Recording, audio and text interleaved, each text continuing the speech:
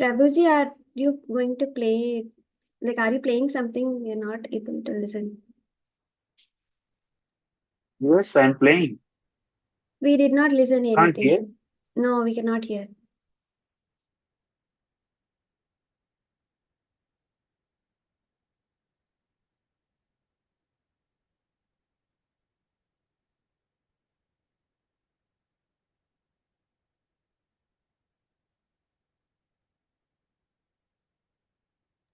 Can you hear now?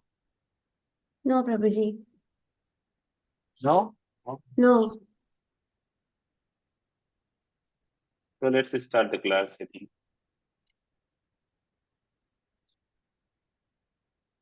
Okay. So we'll start our session. Bhagavad Gita in English. Do you remember which sloka Paunimai Prabhu finished last time? No, Prabhuji, I did not attend the last session. I can check. Anybody remembers from last session? I can check. Hare Krishna Prabhu ji. Kamar. प्रभु जी, मैंने कल वो class नहीं attend कर पाई किसी वजह से, तो मेरे को उसके बारे में कुछ समझना हो तो कैसे वो होएगा। एक मिनट माता जी।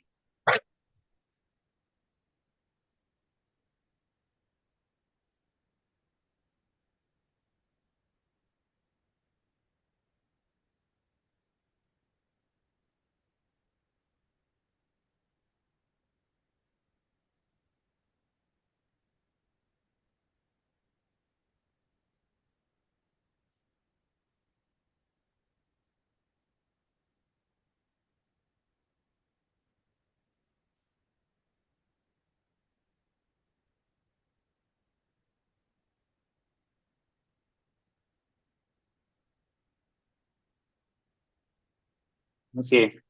So last time we read till 46 slok, Bhagavad Gita chapter 2, 46 slok.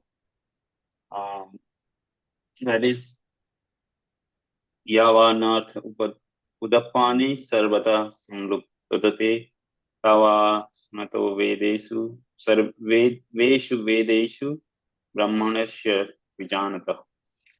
So that was text number 46 in Bhagavad Gita. Everybody has the book, right? हाँ प्रभुजी। सुषमा माता जी आप कुछ बोल रही थी. हरे कृष्ण प्रभु जी, मैंने कल की जो क्लास थी वो किसी उससे नहीं कर पाई मैं अटेंड, तो उसके बारे में अब मैं कुछ जानना चाहूँ तो कि किस तरह कोई लाइव वो उसकी रिकॉर्डिंग है कुछ है? रिकॉर्डिंग है मेरे पास, मैं आपको मैसेज करता हूँ. ठीक है प्रभु जी, धन्यवाद। यूट्यूब में आप देख सकती हैं. ठीक है प्रभु जी, धन्यवाद। मैं यही पूछ भेज दिया आपको.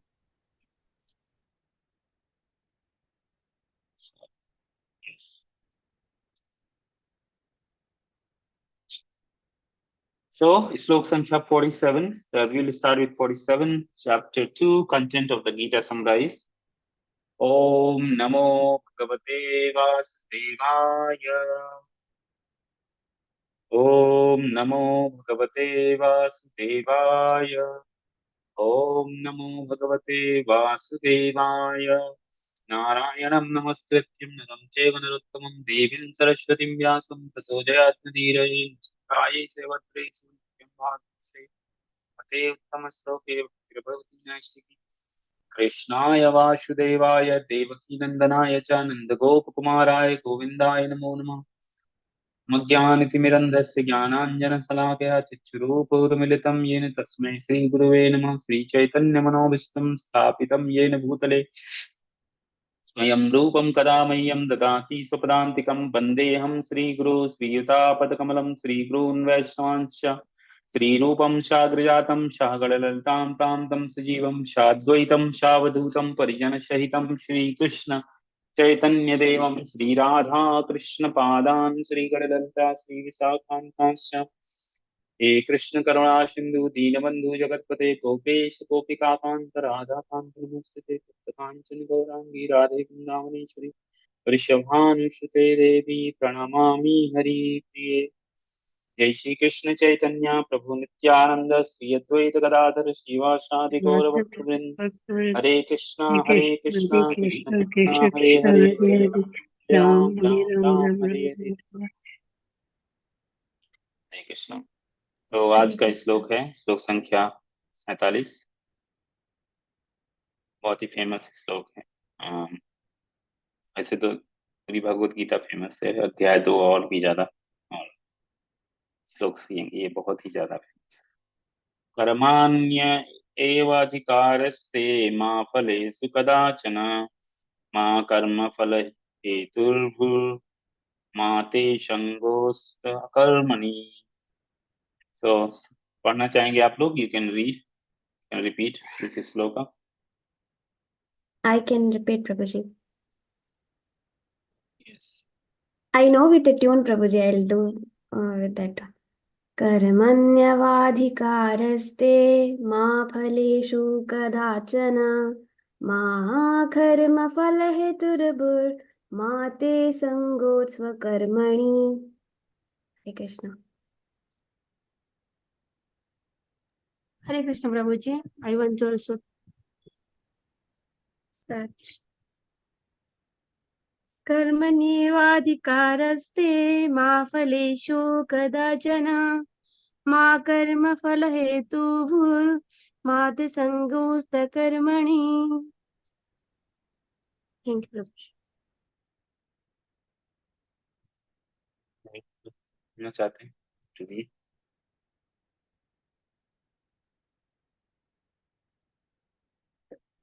I will continue with translation in purport by His Divine Grace, Shri Bhaktivedanta Swami Srila Bhaktivedanta. You have a right to perform your prescribed duties, but you are not entitled to the fruit of action. Never consider doer of never consider yourself the cause of the results, and never be attached of not doing your duty. I'm just opening that sloka on screen so that everybody is nice to read together. 47th, Prabhuji. Yes, yes. Thank you. So you have a right to perform your duties. Perform your prescribed duties, not any duties, but you are not entitled to the fruits of action. Never consider results yourself the cause of the results of your activities, and never be attached to not doing your duty. These are the three considerations here: prescribed duties, capricious work, and inaction. Prescribed duties are activities enjoined in terms of one's acquired mode of material nature. Capricious work means action without the sanction of the authority, and inaction means not performing one's prescribed duties. The Lord advised that Arjuna cannot be active, not be inactive, but that he performs his prescribed duty without being attached to the results. One who is attached to the results of his work is also the cause of action.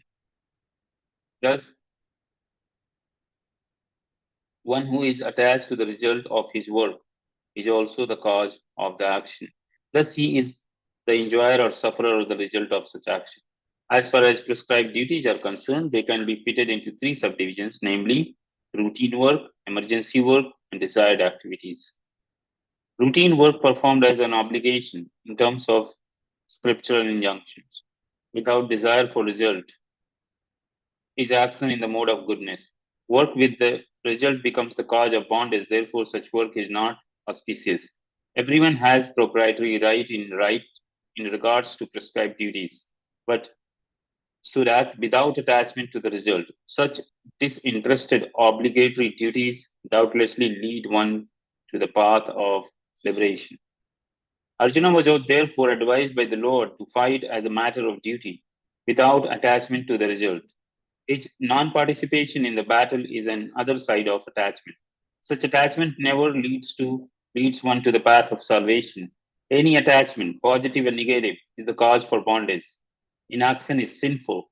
Therefore, fighting as a matter of duty was the only auspicious path of salvation for Arjuna. Hare Krishna. So what did you learn? What everyone thinks about this sloka? Anybody wants to say something? Your realization about this sloka? Let's have some interactive, because this is very important in sloka and we often encounter this lot of confusion in this sloka. Every time people give different explanation, right? So now it's open for all of you to discuss. Yes, Prabhuji, we should do our duty without desiring for the results, and our actions should be, good. Means ultimately the result will be good, but that's what we should leave the result upon Lord only. We should do our duty positively. That's the gist of the sloka. What do you think? Please you clarify, Prabhuji. Yes, yes, you summarized it nicely. Ultimately, explain that. We should do our duties. But then question comes, what kind of duties? So many duties in our life. So here it says, your prescribed duties, right? So how do we know what is my prescribed duty, right? Because we have family life, we have a job life, we have a social life, we have responsibility towards ourselves. We have our own psychophysical nature, we have our body, mind, emotions, we have our own taste, our liking, disliking, and then we have people around us who have their own liking and dislike. So how do we know what should I do and what should I not? Right? It's not easy to know what should I do, right? Many times that's where the confusion is. That's a dilemma of life. Everybody goes daily, almost every moment, thinking, what should I do? What should I not do? Or at least not moment, then every hour or every day almost, right? So what everyone thinks about that? How do you know what is your perspective?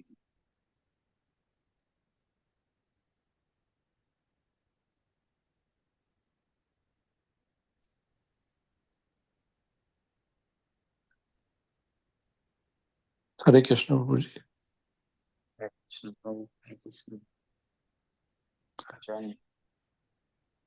Yeah, Prabhuji is insisting to do the prescribed duties. Now, prescribed duty, since he is a Kshatriya, and Kshatriya has a dham to fight that. So your duty is to fight that. Now, this is relevant for every individual. Every individual is connected with one of their dharmas. Kshatri dharma, Shudra dharma, that 3-4 dharmas are there, defined it. So if there is a, let us say, army person, his duty is to fight when the war is happening, rather than saying that somebody is sick at home, I have to go home. You prescribe duty. It's not necessary that when you are fighting it, you will win it. Your duty is to fight. The dharma of a person who is working in an office, that you perform your duties, whatever are assigned to you. Not necessary you'll get promotion, you'll get awarded, or you'll get a contract for which you are working on. No. You do your duty. Rest, everything is lies on him. That's probably the message is, Prabhu. Thank you, Prabhu. Thank you, Rajilochan. Yes. So here Prabhupada is saying, I highlighted, there are 3 considerations, right? So what does it mean? So let's dive into this. So everybody has a book, right? I'm going to stop sharing screen. And I want to use whiteboard to little bit draw things and clarify, right? So everybody has a book, right? In the Bhagavad Gita, so that you can follow me when I'm explaining from purpose. Yes, Prabhuji. Yep. All right, so I'm stop sharing. I'm gonna use my whiteboard right now. And then we can just little bit make some flow chart, draw and understand more clear, man.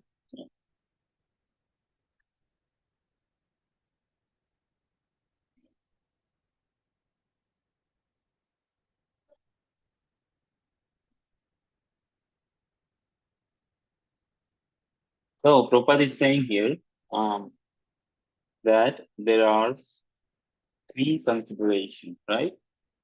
So three considerations. What are these three considerations? Number one is prescribed duties, right?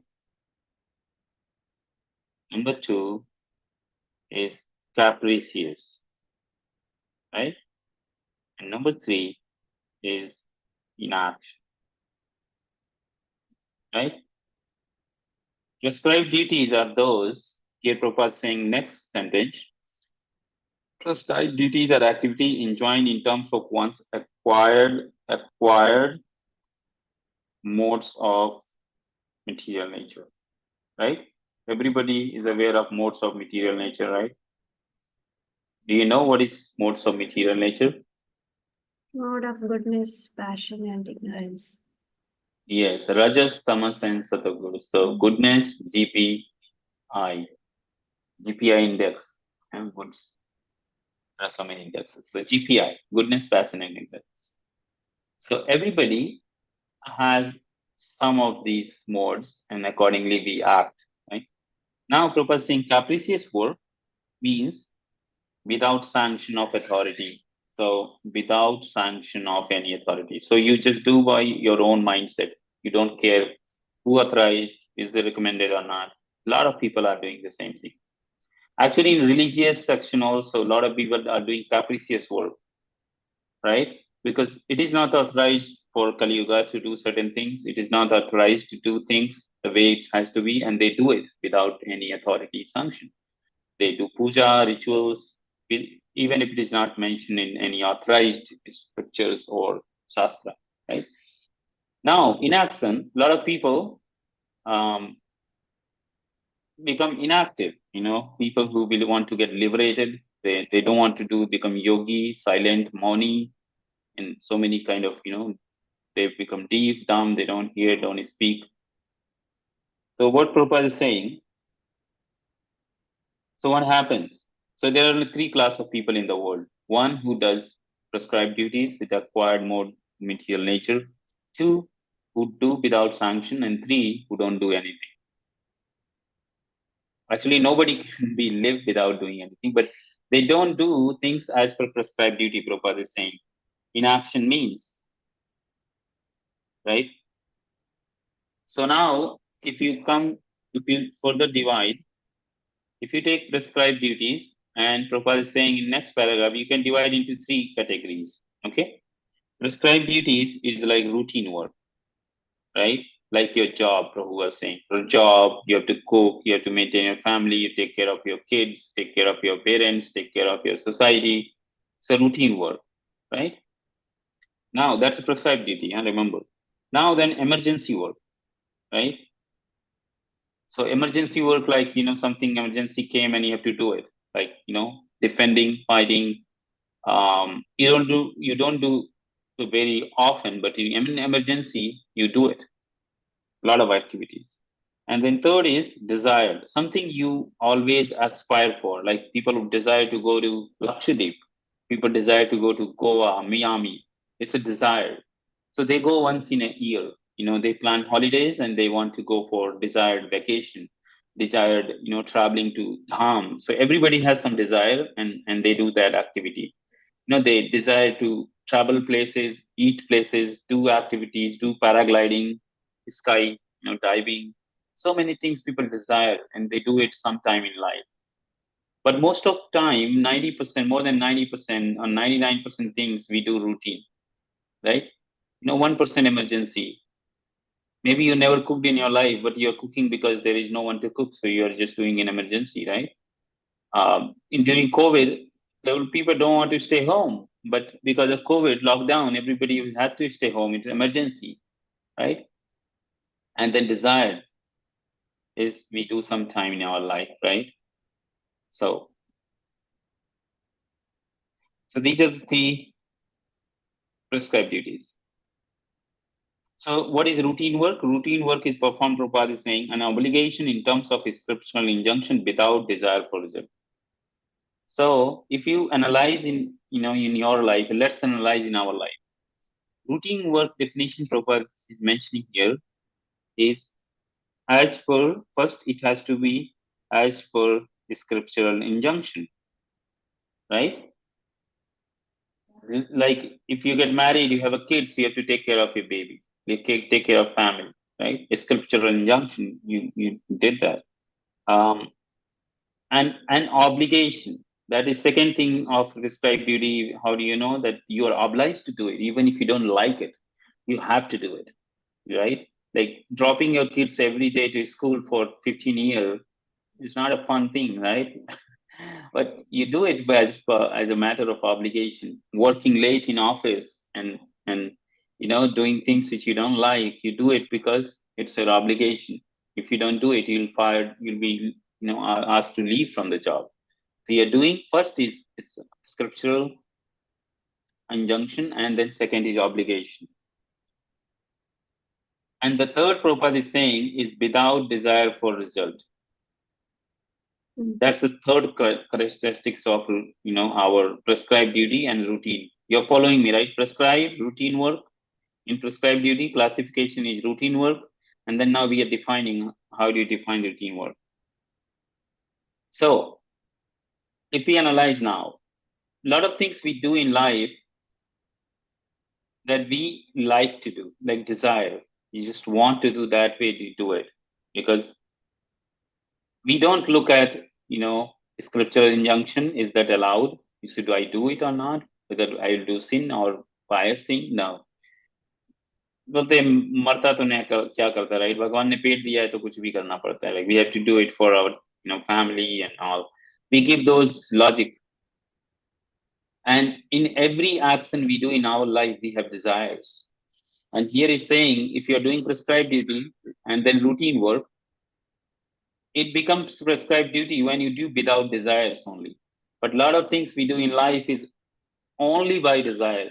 We desire something result out of it, right?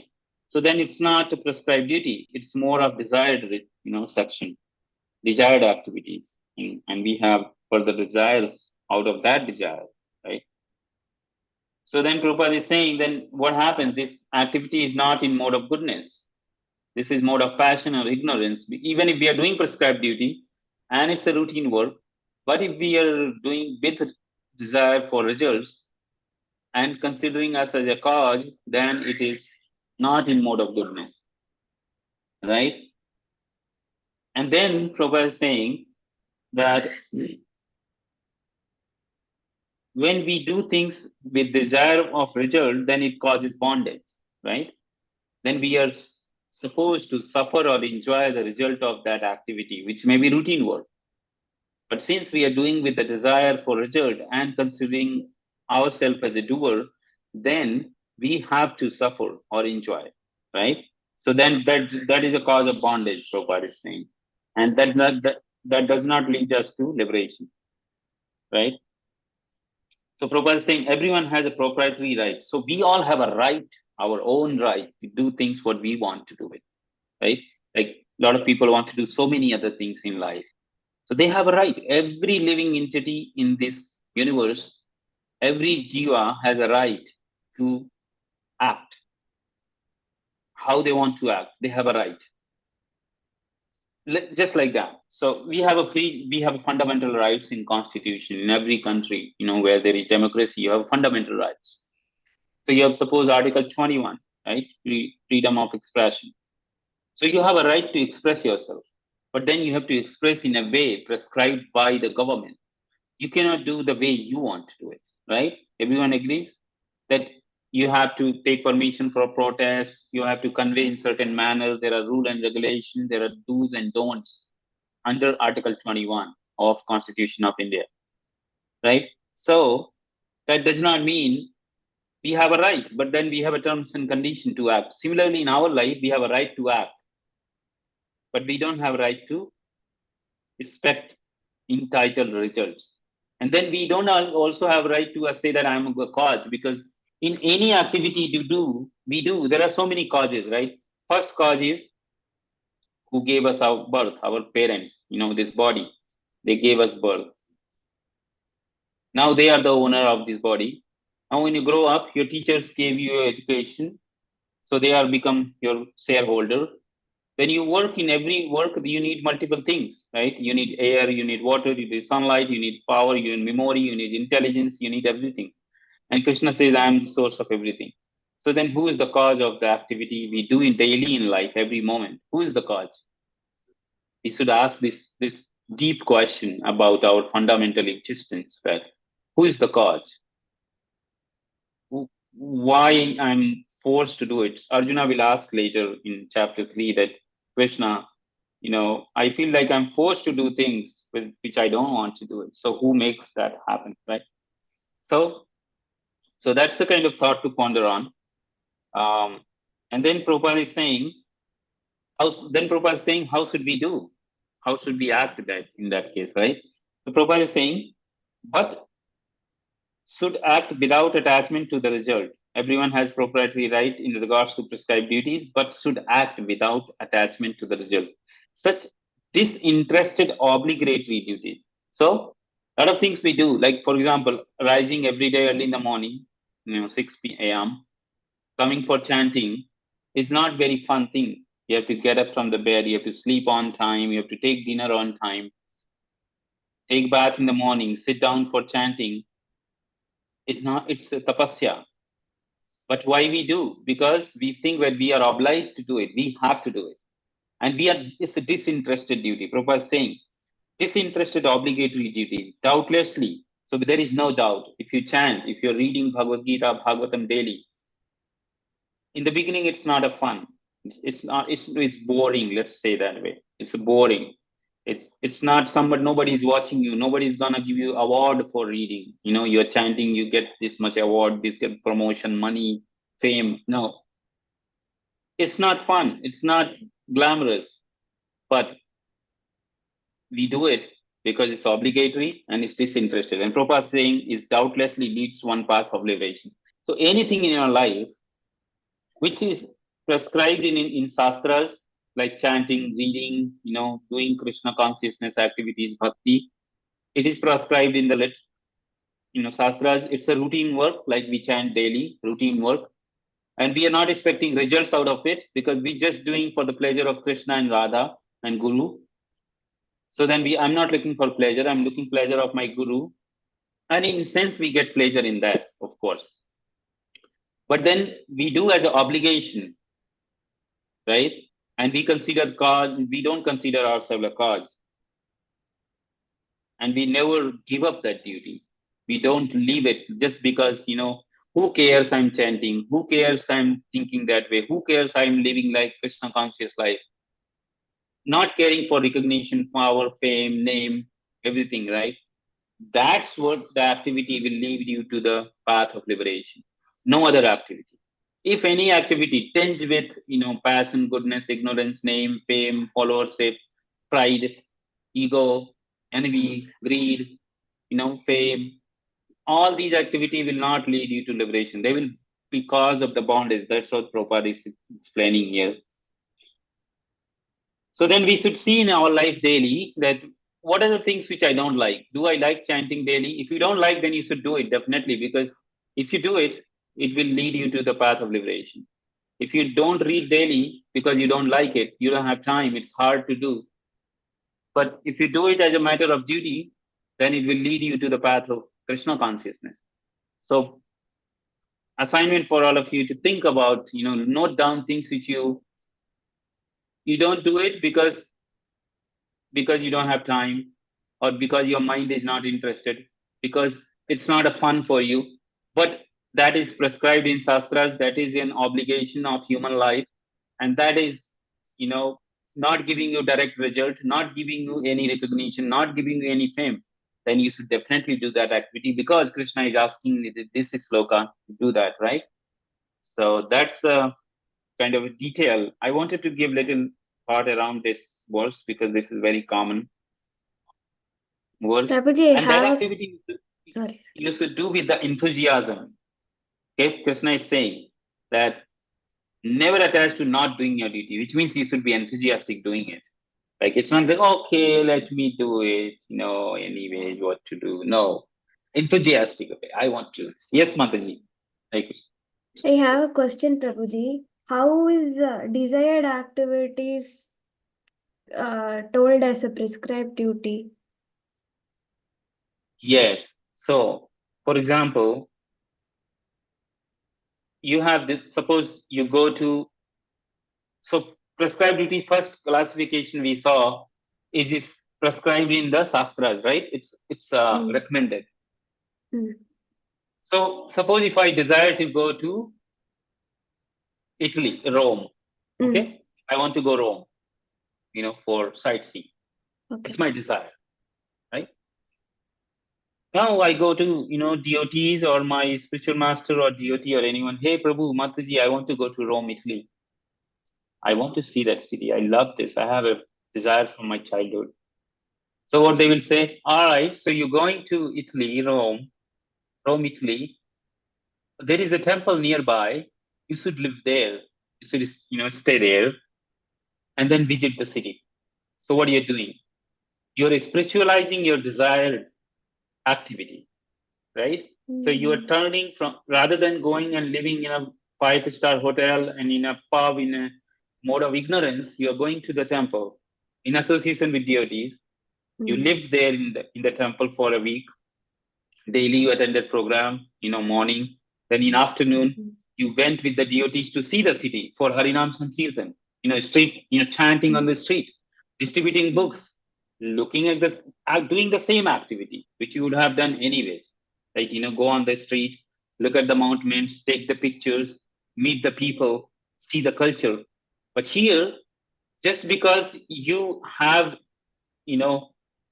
authority and recommendation from someone spiritual in your life, then what they do, they spiritualize the whole activity, even if it is desire, right? So I did the same. I went there, I had nice prasadam. I'm not breaking my 4 regulations, no meat eating, no illicit sex, no gambling, no intoxication. I'm eating Krishna prasad. I'm living with deities. I'm seeing the city. I'm chanting, dancing, feasting, taking pictures, visiting the same places. But my consciousness is, oh, how wonderful this, creation is, how wonderful these buildings are. Krishna gave someone intelligence to create such wonderful things. But what other people thinking, they are eating meat, they are intoxication, they are, dead in night and late night bars, and they are in mode of ignorance, but we are in mode of goodness. And we appreciate the same way, right? So that's how we have desires, because without desire we cannot live. What we do, we spiritualize that desire. We transform the consciousness. We don't have to give up. I want to go to Miami. All right, so I go to Miami. There is a temple, Miami Beach. I go there. I live with deities. I chant. I roam on the beach, dance, give people books. Same thing. I'm also there enjoying. I'm jumping on the shores. I'm jumping in the, enjoying on the beach with deities, doing Hari Krishna, Kirtan. Other people are, intoxicated, drugs, and all that, and just fallen down there. And you'll see, oh man, this is not good. This is more wonderful, like, right? So, and that's the art we learn in Krishna consciousness. How can you spiritualize every activity, be it prescribed duty, be it your emergency activity, be it your routine activity, and be it your desired activity. Every activity you can spiritualize it and live happily, right? So that's the art to learn. Over the years, we are learning that, right? That we don't have to give up anything. Nothing. Even we have to add more.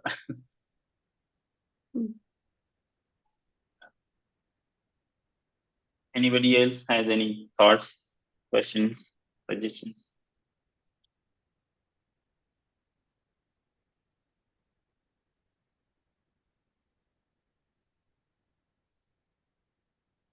Okay. So let's go to the next sloka. Prabhuji, Prabhuji, Yes, in Prabhu. journal, yes. What you define, very true. What is given in Shastra, but in journal example, what we also see, that is, the student is very brilliant. It's not necessary that he would get a good marks, though he's a brilliant. Take an example, he's very brilliant, he's good, get a good marks. Not necessary he'll get a good job. Though he's get a good job, right, does not mean that he would be happy in life. So, Yeah. though let us say he's very happy in life, does not mean that he would get a partner who is very cohesive with him or her, right? Does not mean that their kids would be as intelligent they are. So if you keep on going it, till the end, right?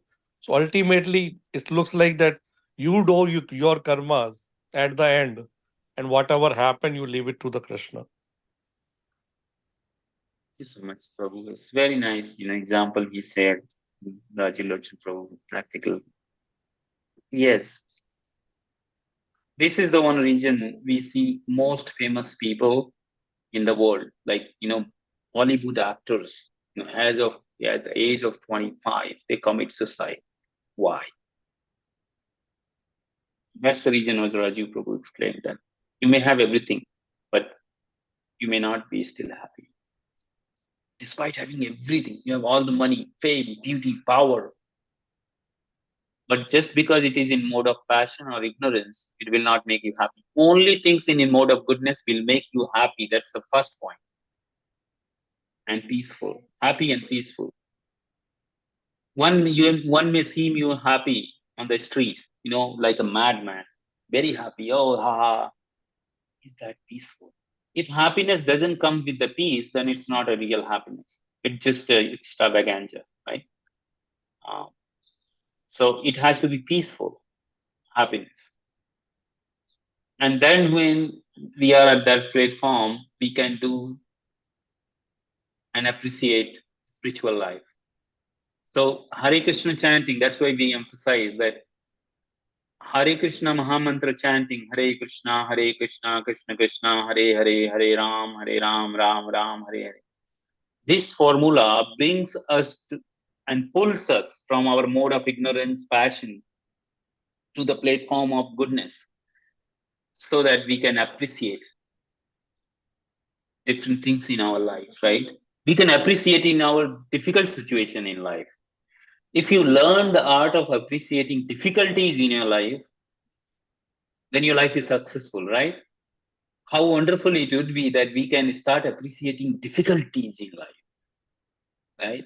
Think about it. Just think of for a moment that how nice it would be that if I could learn the art of appreciating difficulties in my life. How can I appreciate difficulties? And if we can learn this, just pause for a moment, close your eyes, and just think about it. How wonderful the life would be, right? That if every difficulty I can appreciate it. What do you think? What everyone think? Prabhu, some examples?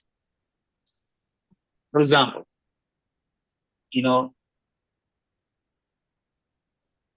I lost my job. Okay, I lost my job. Now how I can appreciate this situation? I'm not asking you to do it, but I'm asking that think about that all the difficulties we face and we lament and we grieve, we suffer. If we just learn the art of appreciating, forget about how, but just think that what if I can appreciate, if I am able to appreciate the challenger in my life, then your happiness is anyway you appreciate your happiness and all the achievement, everything you appreciate. you feel happy. But what if you start appreciating your difficulties, then your life is 100% happiness, right? Because 50% you anyways appreciate happiness, 50% difficulties. Now you start appreciating that also. Then your life becomes 100% appreciation and happiness, right? Isn't it? What other people think?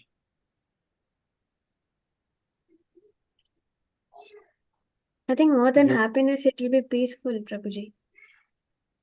Yes, that's what I'm saying. Peacefully happy. Okay, let's say peacefully happy. Peacefully happy. Peaceful happiness. Yeah. Because a lot of people become happy and they go to the bar and bump the marijuana and wine in their body and then become morose in by the night, right? So that's not peaceful, right? What other people think, Tushara Mantaji, Swati and Nalin. I think Swamiji, like we have to take it a positive thing कि what all come in life. Karma का हो सकता है या नहीं, जो भी है पॉजिटिव लेके वो थ्रेशहोल्ड को ब्रेक करने की कोशिश करनी चाहिए और आगे लाइफ में बढ़ना चाहिए। और ये भी सोचना चाहिए कि हाँ पीस भी मिला, सेकेंड का टाइम भी मिला।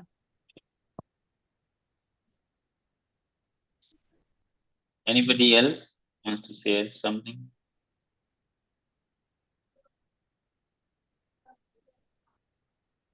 I think it is a bad karma. You should think as it is a phase in life. You have to accept it. Thank you. Thank you, Prabhu, for joining in. And I'm so happy to see you. Yes, that's the next sloka, what just Prabhu said. That's the 48th sloka. So let's go to the 48th sloka. Who wants to read 48th? I want to read, Prabhuji. Yes, Prabhuji. Okay, so Pavitra Mataji and then next person. We can read 47, 49 and then go on, read few verses and then we will discuss. योगस्थः कुरु कर्मणि संघं त्यक्त्वा धनञ्जया सिद्धयोः समो भूत्वा समत्वं योग उच्यते. Yes, Perform Prabhuji. your duty equipoised. Yes, you read. Perform your duty equipoised, O Arjuna, abandoning all attachment to success or failure. Such equanimity is called yoga. Purport. Krishna tells Arjuna that he should act in yoga. And what is that yoga? Yoga means to concentrate the mind upon the Supreme by controlling the ever-disturbing senses. And who is the Supreme? The Supreme is the Lord. And because he himself is telling Arjuna to fight, Arjuna has nothing to do with the results of the fight. Gain or victory or Krishna's concern. Arjuna is simply advised to act according to the dictation of Krishna. The following of Krishna's dictation is real yoga, and this is practiced in the process called Krishna consciousness.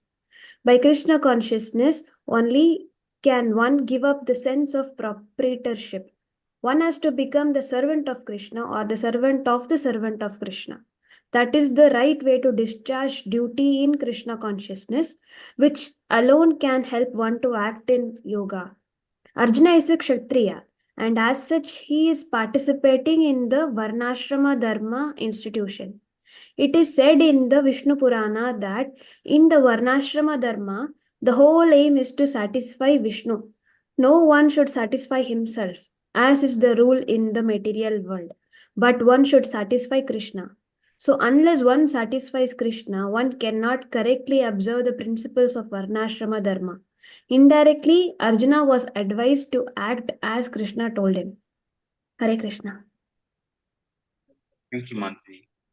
So we'll read few more slokas. 49. Who wants to read? Yes, Prabhuji. Yes, Mats. दूरेण ह्यवरं कर्म बुद्धियोगात् धनञ्जय बुद्धौ शरणमन्विच्छ कृपणः फल एतवः. I want to read it again.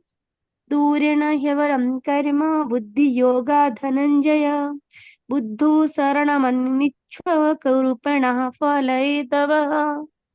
O Dhananjaya, keep all admirable activities far distant by devotional service, and in that consciousness surrender unto the Lord. Those who want to enjoy the fruits of their work are Majas. One who has actually come to understand one's constitutional position as an eternal servitor of the Lord gives up all engagements save working in Krishna consciousness. As already explained, Buddhi Yoga means transcendental loving service to the Lord. Such devotional service is the right course of action for the living entity. Only Mayajas desire to enjoy the fruit of their own work just to be further entangled in material bondage. Except for work in Krishna consciousness, all activities are abominable because they continually bind the worker to the cycle of birth and death. One should therefore never desire to be the cause of work. Everything should be done in Krishna consciousness for the satisfaction of Krishna. Majas do not know how to utilize the assets of riches which they acquire by good fortune or by hard labor. One should spend all energies working in Krishna consciousness, and that will make one's life successful. Like Majas, unfortunate persons do not employ their human energy in the service of the Lord. Thank you, Prabhuji.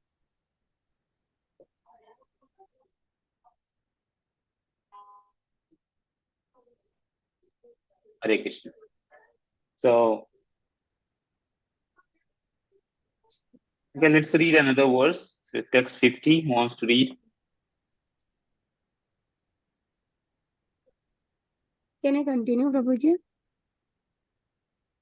Yeah, let's check if anyone else wants to read. Yeah, sure. Mataji's, Prabhu's. You can read translation only if you feel Sanskrit is hard for you. Should I say? Yes, Prabhu.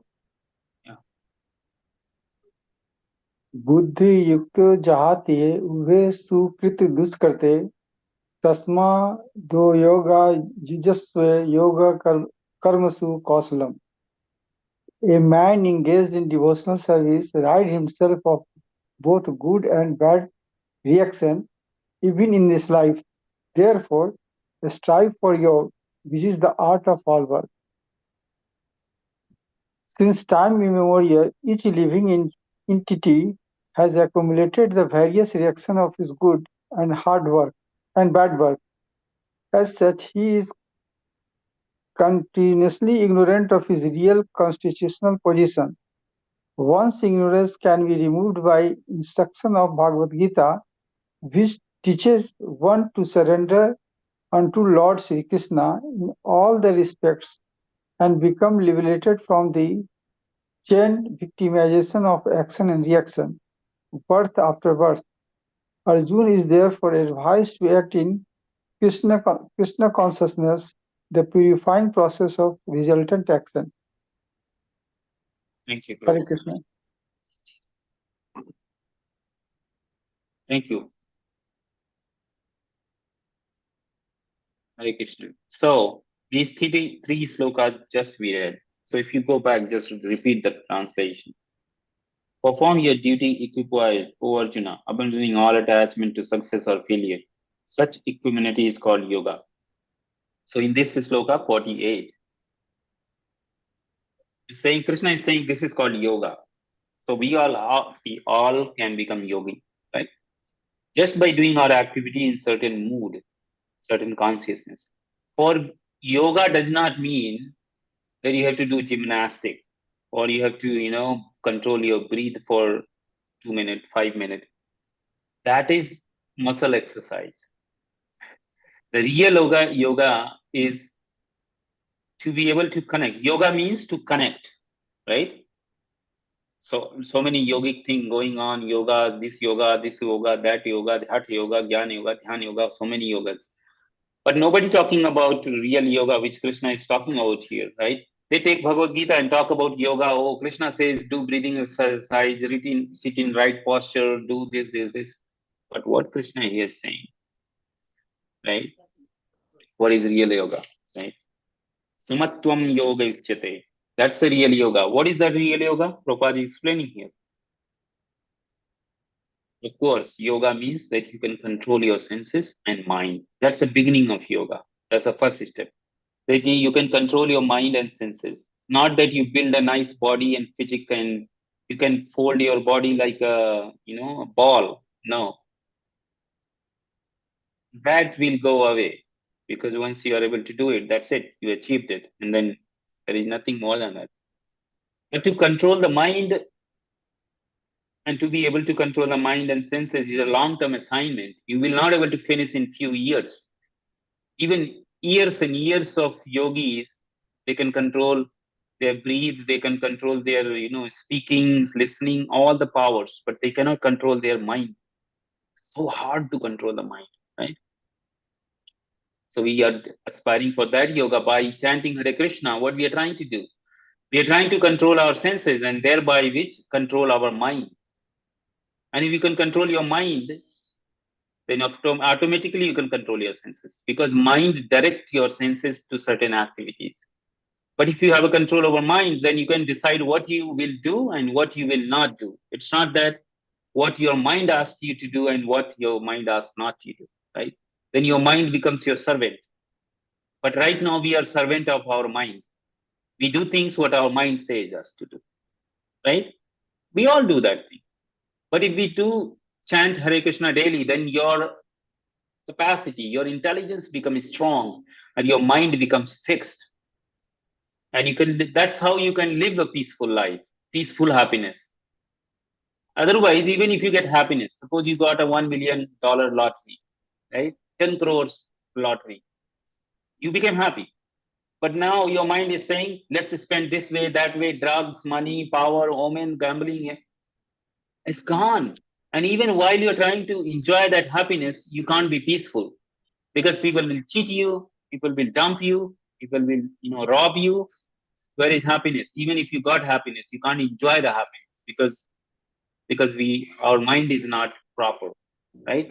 So even to enjoy the happiness, we need a peaceful mind, right? So Prabhupada is saying next verse, right? O Dhananjaya, so in 49, O Dhananjaya, keep all abominable activities far distance. What is abominable activities? That is the 4 regulative principles. No intoxication, abominable. When you get drug addict, life is abominable. No intoxication, no gambling, no cheating, no gambling.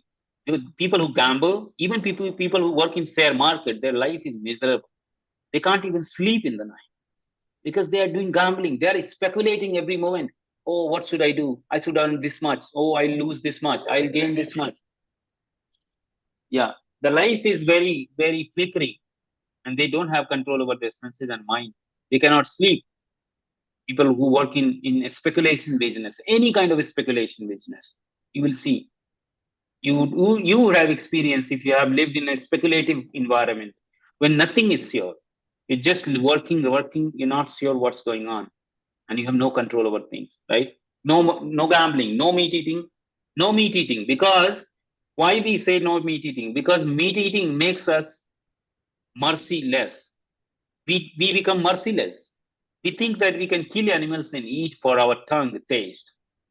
So same thing we start doing with other people. We think that we can exploit others. We think that we can use others.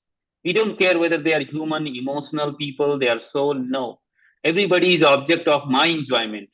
That's what meat eating does, right? That's why we say meat eating. And now illicit sex, which means that I'm not looking in every opposite gender as object for my sex enjoyment. When we don't do that, then our mind is peaceful, because otherwise in everything we look for, whether it's a young girl, old boy, young girl, it's both the sexes. It's not just one way. It's whether male or female, both has that attraction. So not that I'm looking for every woman as my sense of enjoyment. I want to enjoy their body, their emotions. That's what it does when people don't control over their sexual desires and emotional desires. Then they get into that. So If we have control over these four things, then we can enjoy our achievement and happiness peacefully. Otherwise, even if we work hard, because here Prabhupada is saying, this verse, O Dhananjaya, keep all abominable activities for distance by devotional service. The only way we can avoid this is by bhakti. Other process, you will do it, come out of yoga studio, outside you're going to do the same thing. So only by devotional service. And in that consciousness, surrender unto the Lord. So once we have that consciousness, we surrender to the Krishna. And then it says, those who want to enjoy the fruits of their work are miser, right? So do all of you may have heard the story of a miser, famous misers, right? What is wrong being miser? Let's ask this question. What is wrong being miser? We should be miser, right? How many of you agree that we should be miser? No.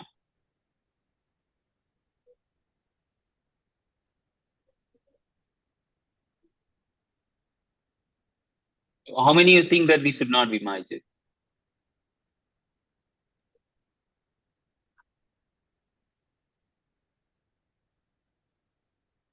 Okay, I'm looking at the chat. Okay, so Tusara Mataji is saying we should not be miser.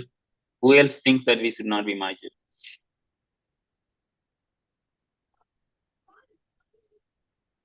If you don't say anything, then I assume that you say that you are saying that you should be miser.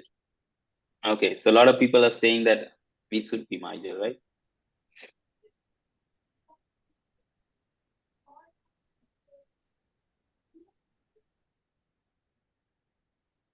A lot of time to understand this verse when I used, even literally in Indian culture, we are trained to become miser. We don't want to spend our money. We don't want to, we love gossip. We spend time. We are not miser in time, but especially about money, we think that we should not spend it for much, right? Correct? Yes. Yes. Yeah. I mean, practically, we are not miser, then everybody will rob us and take all the money away, right? If you say that, hey, I have so much money, I want to give to everyone, they will take it away. You become like, beggar, right? So let's be practical, that we have to be miser. That's what our training is. Now, how not to become miser. So in this verse, Prabhupada is explaining, right, that how to understand this sloka, that those who want to enjoy the fruits of their work are miser. So let's understand this way. We did some karma in our past life, right? We did some karma. I don't know what I was. I was a dog, cat, animal, insect. I don't know how many millions of lifetime I have lived my life in different type of bodies. I did some karma. By gradual evolutionary process of my karmas and mercy from someone, I got this human form of body, right? So much evolution from an insect to a bacteria, fungus, who knows how many billions of bodies I may have changed, and all karma accumulated. Now we all have got this human form of body. Everyone is with me right now. So we all are agree that we got this body because human form of life, because of some our good karmas in the past, right? Yes, Prabhuji. Yes. So now let's move from there. So we got this body. Now we got birth in a good family. At least we are not handicapped. We did not die prematurely just after birth. We did not, we are not poverty stricken. God has given us memory, brain, education, knowledge, society, family, everything. We all have that, right? Everyone agrees? Yes, Prabhuji. Yes, Prabhuji. I'm not talking about money. I'm talking about non-money related things. Your body, your intelligence, your education, your profession, your society, your family, all that, except money. Right? Everybody has that, right? Some of those things. And there are so many people who doesn't have it, right? Which means that we are richer than other people who doesn't have it. Correct? Yes, true. First True. of all, we are rich that we are human. It's a so wonderful opportunity. Compare with an animal, a cat and dog. They have no free will, almost. They have to eat when their master gives us bread. They cannot listen Bhagavad Gita class. They cannot chant Hare Krishna. They cannot decide where to go because they are dependent on their masters. And they are always fearful, full of fear that somebody may attack them. Animal's life is very dangerous, very, very difficult life, right? Animal life, if you think. And they have limited consciousness. But we are richer because we got human form of body. So it has facility to think, logic, intelligence, creativity, innovation, so many things. And then we born in India, land of religion. Then we born in a nice family. We got education. We are still surviving. So many people have died in COVID. They finished. They gone. They lost their body. They got a new body. Who knows what kind of body, right? Yes, mama. What, mama? Mama. Mama. Yes. So we are all richer than so many people in the world. Now, what we are doing with this whole richness, and most of us also have money. We are not going on the street and begging for money. We are doing nice job. We are, have some flat, some house, some money in our bank account. So which means we are all rich. All we agree, relatively we are richer in so many aspects from others, right? And if not from others, then at least from animals, from other living entities. Let's put that way. Let's not think from other humans, but let's think from other living entities, animals and other. We are all richer, right? Yes, Prabhuji. Everyone agrees? I want all of you to interact, otherwise it becomes boring. Okay. And if you don't interact, then we will not be able to remember all this discussion. Okay. So please respond. Yeah. So we are all richer, right? I'm waiting to hear from everyone. Yes, Prabhuji. Yes, Prabhuji. Yes. Thank you, Prabhu. Thank you so much. So we are all richer. And now next question is, what are we doing with this richness? Think about it. What are we have been doing throughout our life, and what we are planning to do in future, and what we are doing right now with all this richness? Are we able to utilize all this richness to full capacity? Think about it. Close your eyes and just think about it. That is I am able to utilize all my potential to fullest extent, which I have. I have a nice brain, nice body, nice family. I have a job, intelligence, education. Am I able to utilize all this to full capacity in a right direction as prescribed in the scriptures and directed by Krishna? Or am I able to utilize it?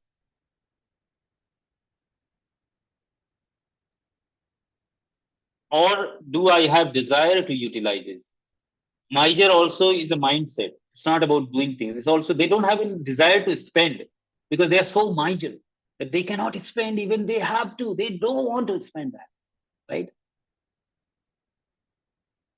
So there is no desire even to utilize this all potential. Everyone agrees that the desire is very limited, maybe just 1%. That's why you are here, to listen Bhagavad Gita, chant sometime Hare Krishna, go to temples, be religious, because you took that first step of desiring to spend your richness of human life, right? Everyone is with me? Yes, Prabhuji. Yes, So now think next step. Everyone, all of us will have to give up all this richness one day, right? Everyone is agree that you have to give up this whole richness, this body, this family, this recognition, this money, this family, society, culture, country, everything one day will go away. Right? And we have seen others have given up. Our ancestors, our parents, our grandparents, they have to give up. And that's a process called death. At the time of death, everything goes away, including this body. Everyone agrees? Yes, right, Yes, Prabhuji. right, Correct. Yes, right. Prabhuji. It's the same way, like if you in your surrounding, in your connection, if you know someone was very rich, but in whole life never spend dollar or a money to donate in a temple, but when he person died, every whole parents and family plundered it and took it away like a jackals, taking the flesh of a fatty person. Everybody takes it away forcefully. But when person was alive, the person didn't spend a single penny on anyone. And so cruel life on themselves that they did not even spend on themselves. Forget about others. So miserly, right? So miser. Itna कंजूस, मतलब मक्खी चूस वाला कंजूस. But at the time of death, every will be go. Prabhupada is saying at the end that this will go away. This will go away. Nobody can stop it. And we don't know when. You don't know. I don't know it next day. It can happen next day. It can happen next moment.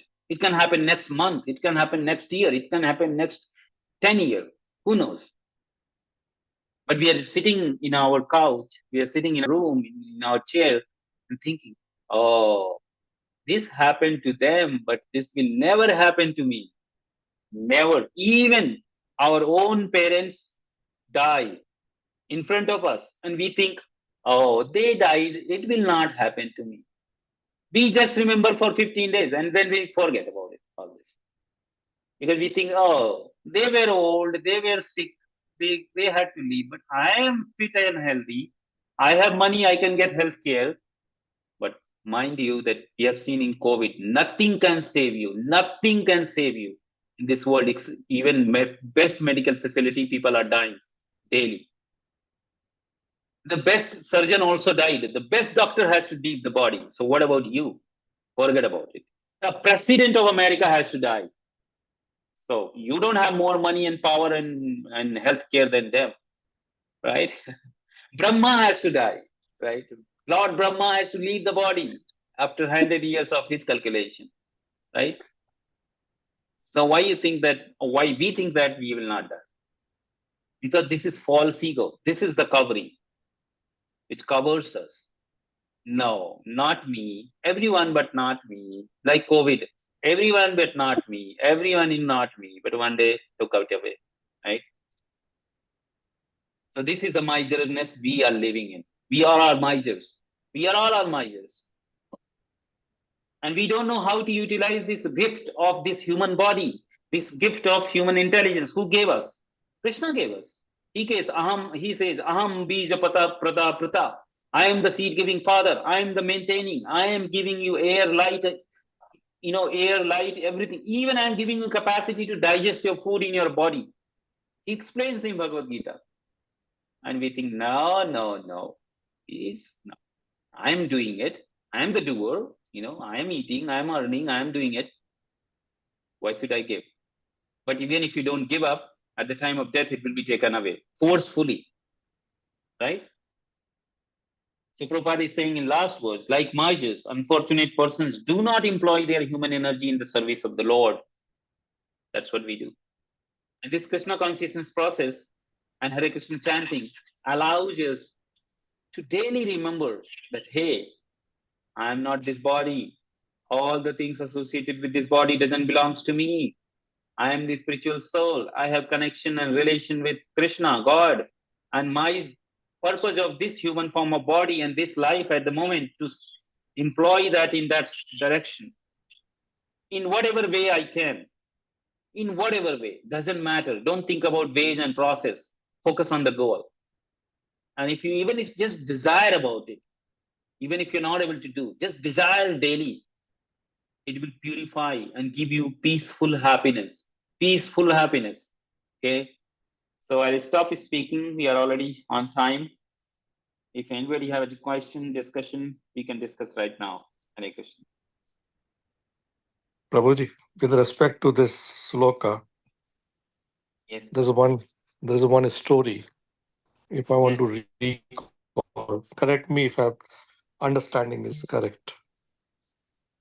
So, in the era of Guru Nanak Ji, he was staying in a village, and people come to know that some sant has come. So all have accumulated in the evening, night, listen the pravachan of Guru Nanak Ji, and everybody understood that he is a big sant. He's really a big sant and can do wonders for all of us. So in the morning, when he started departing from the village and took the house cart, sat on that, the entire village started running behind him. And Guru Nanak Ji asked, "Why are you coming?" That somebody says, my son is not well. Okay, your son will be well. Don't worry. He's very happy and stop following. Again, after some time, he saw public is coming. Why are you coming? He said, I don't have a house. Okay, you don't have, okay. I bless you, you'll have a house. So by that way, whatever the desire was, they were keep on fulfilling it. And the crowd was becoming a lesser and lesser. And after some time, the 3-4 people were there. What do you want? I'm very poor. Okay, he took lot of jewel and give it to them. They were really very happy that we got lot of jewel. And after that, he went further. There was a one person who was still with him. Hey, why are you coming? I've given everything to you. What do you want? Take some more jewel. No, I don't need jewel. I just need a service of you. I just need service of you. These are peanuts for me.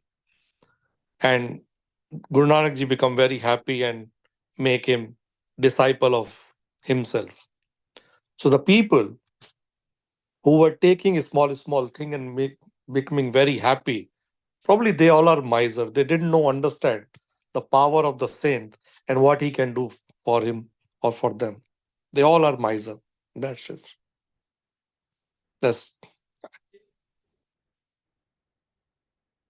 I can't hear you, Prabhu. You're on mute. Thank you so much, Prabhu. Yes. No, so nice story. And same way, so like Rajiv Lochan Prabhu saying, when we go to Krishna or any saintly person, or even if we go to Bhagavad Gita daily, this is Krishna himself. Bhagavad Gita is literary incarnation of Krishna in your hand. Sabda incarnation, Sabda Murtinam. Krishna in your hand. And he is speaking with you. And what we ask from this Krishna. This is the way you can read and try to understand Bhagavad Gita. When you open Bhagavad Gita, want to read a sloka, first you pray to Vyasadeva, your Guru and Krishna. Please give me intelligence to understand you. Not that, hey, give me peace, give me peaceful, give me money, save me. If I read Bhagavad Gita, I will be more happy, I'll be rich, Then, because if you're happy and peaceful, that's the end aspiration for any activity in this world, right? Like Prabhu was saying, that person became disciple of Guru Nanak Dev, which means he got a biggest treasurer, right? Because people who got money, fame, power, children, house, one day it will be gone. In this life itself, it will be gone. Forget about next life, right? So even if somebody just doesn't believe in next life, then also they should do bhakti, because this will make this life perfect. Forget about next life. Who cares what is in future? But even in this life, in this situation, you can become happy, which is the biggest aspiration in everyone's in this world, that to become happy and peaceful, right? Everyone agrees to this? Right. Correct, Prabhuji. Yes. And the simplest process, you may not know Bhagavad Gita, you may not be intelligent, you may not be a scholar, you may not be knowledgeable. You or all of us have one thing for sure. Brain, right? To think. We have the brain and we have the tongue. We eat things, we speak things. So what do we have to do? It doesn't need anything. Just say Hare Krishna, Krishna Krishna, Hare Hare, Hare Ram, Ram Ram, Hare Hare. Just for you begin with 30 minutes a day or 20 minutes a day, 10 minutes every day. Okay, we are miser. We can give only 10 minutes. We got so miserly. Somebody is rich, he will give 2 hours daily, right? But we just because we are miser, okay, let's start with 1 minute, 10 minutes, 5 minutes. You try this. And if you see that your life will change. And most of us we are here because this impacted us. I'm re-emphasizing. And anyone you see in your life, in your around, in your circle, who is disturbed, not peaceful, very sad, morose, give them this message. Hey friend, please take this. Just chant 10 minutes daily. It will make your life perfect. Doesn't require money, doesn't require intelligence, doesn't require status, doesn't require age, doesn't require religion, doesn't require anything. Everybody has this. No, can you speak here? Speak and hear. And that itself is harder. You say to the people, intelligent people, oh no, they are so poorly measured that they cannot spare even 10 minutes, 5 minutes. Not even a moment they cannot spare. They cannot spare to even hear. Forget about saying anything. They don't even have time to hear because they are so miser, right? So that's the unfortunate situation. So any last questions before we close for today?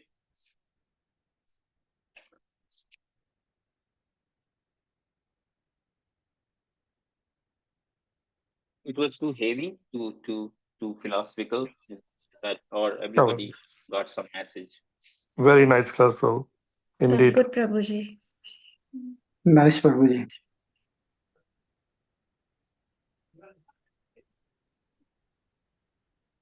Anjali Mataji joined late, so I'm sorry, Anjali Mataji. We kind of almost close to stopping now for today. But I have recorded it on YouTube. I'll send the link.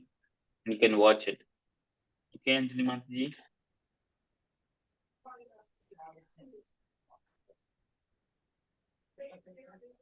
Yes, sir, sure. Okay, so hopefully the reason I emphasized more because this is very critical to our practical life. Like we always think, how to think that I'm not a doer, then how I get motivated to do things, how should I live life, how I'm not a miser, how should I spend my everything in Krishna's service, right? So now everybody understood that how can you spend and become more generous, not miser. Is that message is clear? Now you will figure it out how. But I just gave you the formula that how. Is that clear? That was a message for today's discussion. So I want to hear from all of you, then we'll stop the class. Otherwise, I keep on waiting here for you.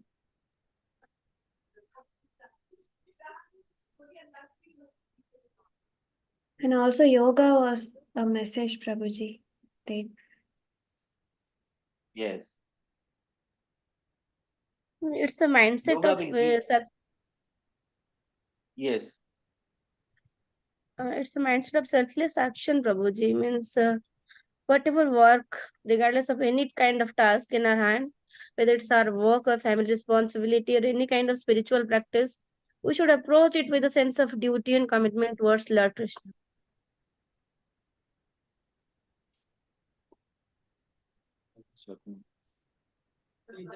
Gayatri Mataji.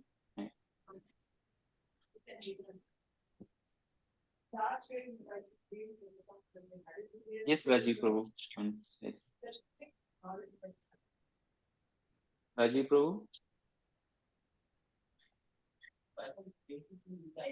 Yes, Prabhu. Nice. I mean, really thoroughly enjoyed, understood. Yeah. One question is coming when Arjuna and Yudhishthir, no, who was, I'm forgetting the name. The Kaur was eldest son. Duryodhana. Duryodhana, yeah, sorry. Yeah, my memory is getting fed, nothing else. So when they both went to Krishna and Duryodhana asked for an army and Arjun asked for himself. So the act of Duryodhana was a case of a miser because he didn't understand the power of Yeah. Krishna? Yes. Yeah? Yes. Okay, Yes. yeah. Thanks. So suppose the same way, if you go to Biden and say, "Hey Biden Prabhu, can you give me President of America?" Right? Big person. And say, "Biden Prabhu, can you give me one house in America?" I mean, Yeah. what a cheap thing, right? Yeah. And if you say, True. "Hey Biden, can you become my friend?" Oh, if he becomes your friend, then you become famous. You don't have to ask for anything, just friendship, just a Yeah. relation, just a connection. True. Yeah. So, Thank you, Prabhu. Yes. yeah. Yeah. Thank you, Prabhu, for sharing. Okay. So, Gayatri Mataji, we don't hear from you. Hare Krishna, can you hear me?